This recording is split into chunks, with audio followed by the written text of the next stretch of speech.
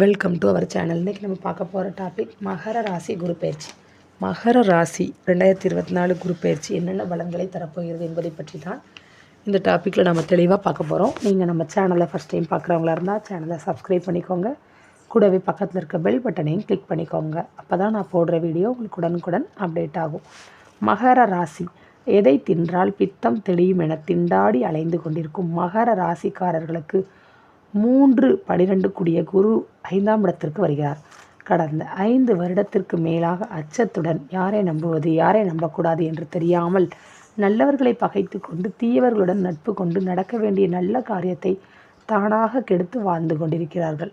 அன்பும் அக்கறையும் கொண்டவர்கள் நம் தவறுகளை சுட்டி காட்டி சொல்லும் அறிவுரைகளை அலட்சியப்படுத்தி தனக்கு எல்லாம் தெரியும் என்கிற மமதை தலக்கேறி தன் தலையில் தானே தூற்றிக்கொள்ளும் காலமாகவே போய்கொண்டிருக்கிறது.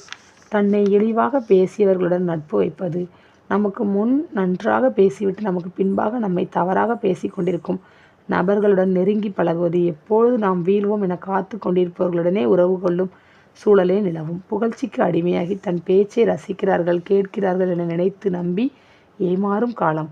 ஆசை வார்த்தைகளை நம்பி பணத்தை கொடுத்து இழப்பது, வீண் விரயம் செய்வது, பேராசையால் தவறான முதலீடு செய்வது, தொழில் கூட்டாளிகளை நம்பி பொறுப்பை ஒப்படைப்பது, எதையும் சமாளித்து விடலாம் என்கிற மூட நம்பிக்கையால் மாட்டிக்கொள்வது, முட்டாள்களை அறிவாளியாக நம்பி முட்டாள் ஆவார்கள். மகர ராசி என்பவர்களை தன்னை அறியாமல் வார்த்தைகளை கொட்டி தனக்குத்தானே ஆப்பு வைத்து கொள்வார்கள். தான் தவறை செய்யாதவர் போலவும் தவறுக்கு பொறுப்பேற்காமல் தப்பி செல்ல நினைப்பதும், தவறை திருத்தி மீள வழியிருந்தும் கர்வத்தால் வாய்ப்புகளை தவற விடுவர். ஈகோவால் உண்மையாக நேசித்தவர்களை இழப்பர். இதனால் பேராபத்துகளை சந்திப்பர். நல்லோரை பகைத்த வல்லானும் வீழ்வான். நல்லோர் சாபம் பழித்து விடுவதை உணர்வார்கள். நம்ப வைத்து கழுத்தறுத்ததற்கான தண்டனையை மகர ராசிக்காரர்கள் 7.5 சனிக்குள் அனுபவிப்பர்.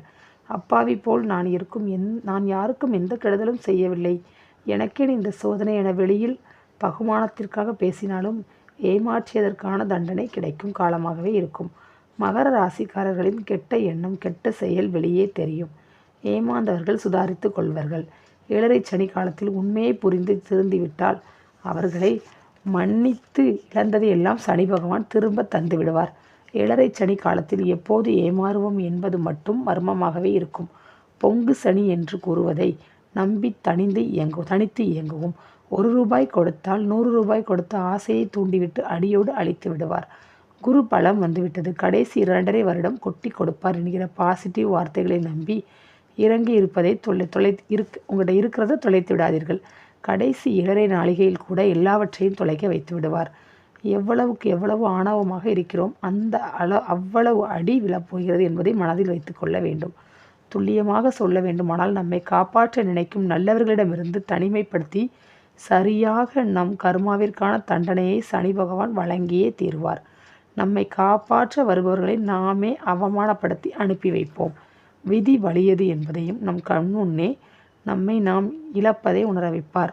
நாம் செய்த தவறை எண்ணி வருந்தும் வரை தொடர்ந்து அடிப்பார். யார் கெட்டவர் என்பது பட்ட பிறகே நமக்கு தெரிய வரும். விதியை சொல்லி வழியை காட்ட வருபவர்களை கஷ்டம்தான், விதி என்றால் விதிப்படி நடப்பது நடக்கட்டும் என தெனாவட்டாக பேசி அடிமேல் அடி வாங்குவதை கண்கூடாக பார்க்கலாம். விதியை மதியால் வெல்ல சூட்சமும் உள்ளது. நோயை கண்டறிந்து மருத்துவம் செய்வது போல நோயை கண்டறிந்து மருத்துவம் செய்வது தான் மருத்துவரின் கடமை. அதேபோல் ஜோதிடர் காட்டும் வழியை பயன்படுத்தினால் பாதி பிரச்சனையிலிருந்து விடுபடலாம்.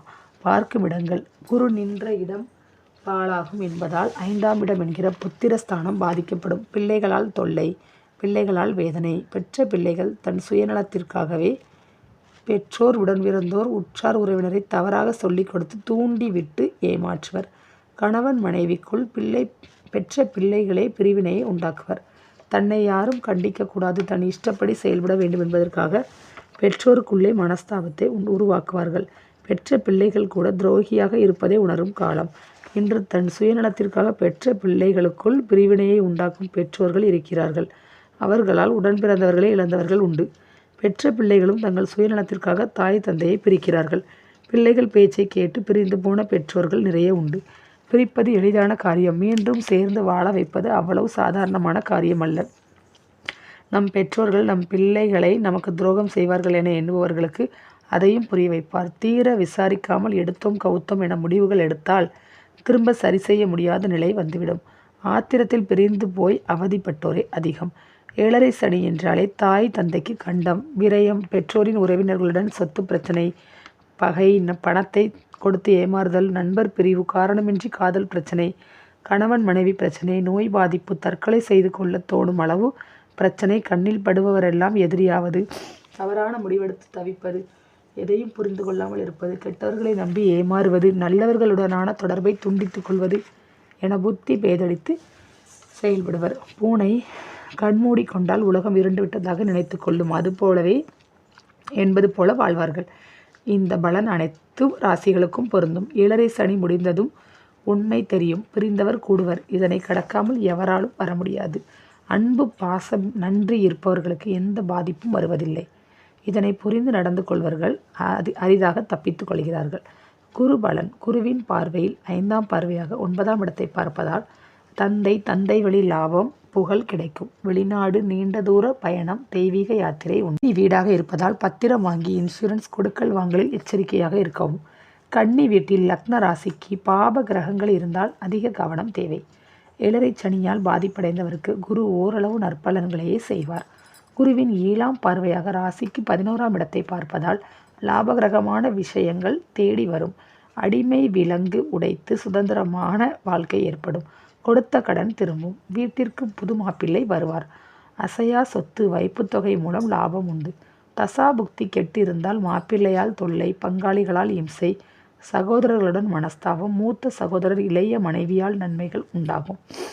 குருவின் 9ஆம் பார்வையாக ராசியை பார்ப்பதால் குழப்பமான மனநிலை மாறும். ஓரளவு அனுபவப்பட்டவர்கள் யோசித்து செயல்படுவர். உடல் நிலையில் மாற்றம் ஏற்படும். மகரத்தில் ராகு கேது பாவர்கள் இருப்பது குழப்பத்தையும் எதற்கும் முடிவுக்கு வர முடியாமல் தவிப்பர்.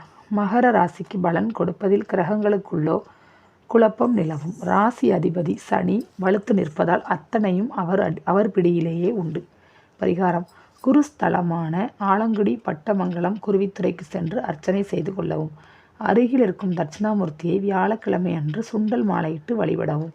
மஞ்சள் நிற ஆடை தானம் 3 சுமங்கலிக்கு செய்யவும். குருவிற்கு பரிகாரம் மட்டும் போதாது, சனிக்கான பரிகாரமும் செய்து கொள்ள வேண்டும். விநாயகரை சனிக்கிழமை தோறும் அருகம்புல் மாலையிட்டு வழிபடவும். வேண்டுதல் வைத்து நிறைவேறிய பின் ஆஞ்சநேயருக்கு வடமாலை, துளசி மாலை, வெற்றிலை மாலை, வெண்ணெய் சாற்றவும். சனிக்கிழமை குச்சனூர் சென்று சனி பிரீத்தி செய்யவும். முதியவர், அனாதை, உடல் ஊனமுற்றோருக்கு உணவு, உடை தானம் செய்வது முடக்கத்தை தீர்க்கும். 6ஆம் அதிபதி தசை நடப்பவர்களுக்கு பரிகாரங்கள் வேலை செய்யும். அஷ்டமாதிபதி தசை நடப்பவர்கள் பட்டுத்தான் திருந்துவர். ஓகே ஃப்ரெண்ட்ஸ், உங்களுக்கு இந்த டாபிக் பிடிச்சிருக்குன்னு நினைக்கிறேன். பிடிச்சிருந்தா கண்டிப்பாக லைக் பண்ணுங்கள், ஷேர் பண்ணுங்கள், கமெண்ட் பண்ணுங்கள்.